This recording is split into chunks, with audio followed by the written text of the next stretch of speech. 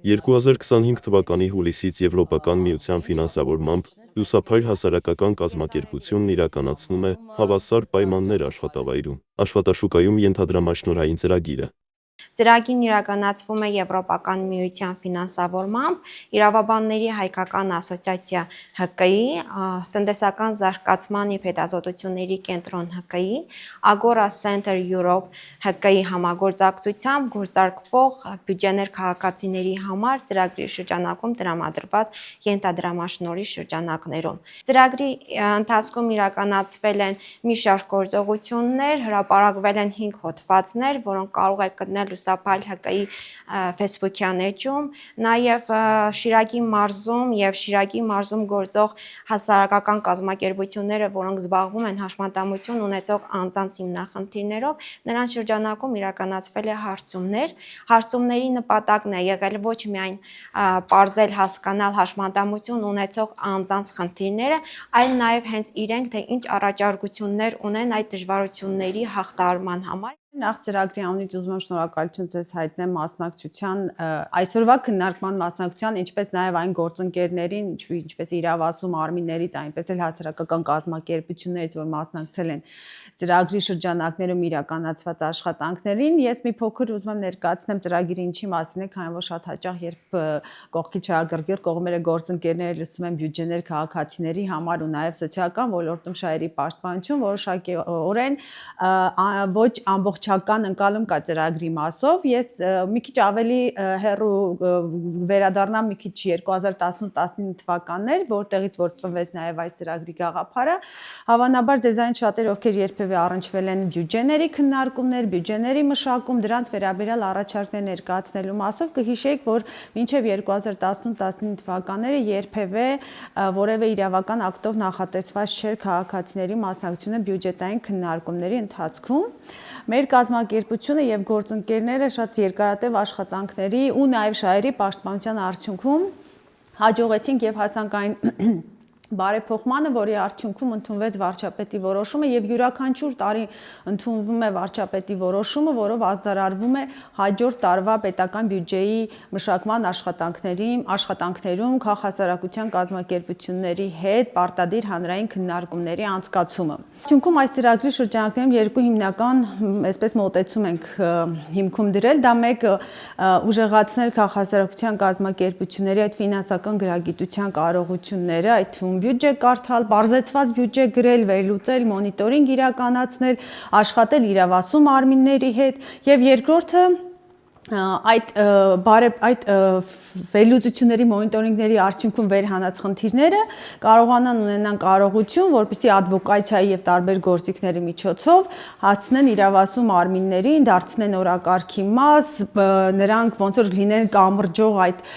օղակը հասարակության եւ պետական մարմինների, որպեսզի կարողանան ճիշտ տեղեկատվությունը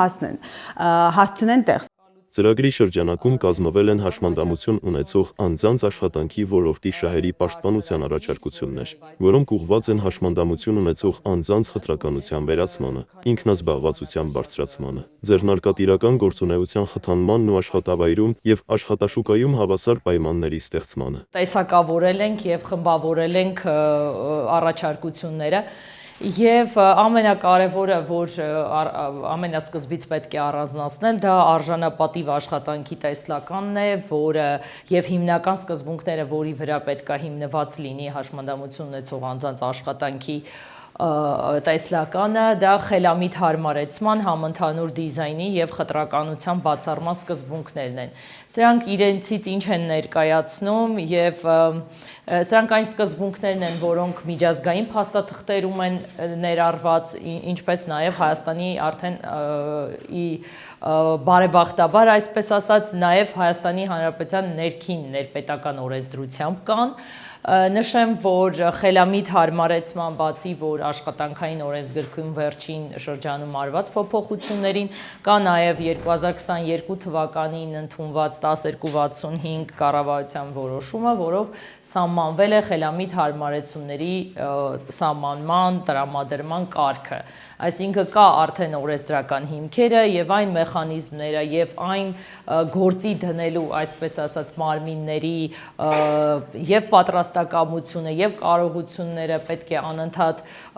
նորացվեն, զարգացեն, որպիսի այս սկզբունքը կյանքի կոչվի։ Համընդհանուր դիզայնը եւս մատչելիության ուղղված ամենակարևորագույն սկզբունքն է։ Գիտենք, որ հաշմանդամություն ունեցող անձանց իրավունքների իրացման մեծ խոչընդոտ է ֆիզիկական միջավայրի անմատչելիությունը։ Գիտեք, ինչ է նայած հավատի, որ նոր կառուցվող շինությունը, չեմ ասում այս վերջի 24 կամ 25 թվականներին, այսինքն 22-21 թվականներին եւս կառուցված նոր շենքերի հարմարությունները եւս հարմարեցված չեն մատչելիության տեսանկյունից։ Այս խնդիրը եւս կա, որը արձանագրվել է պաշտպանության աշխատակազմի կողմից։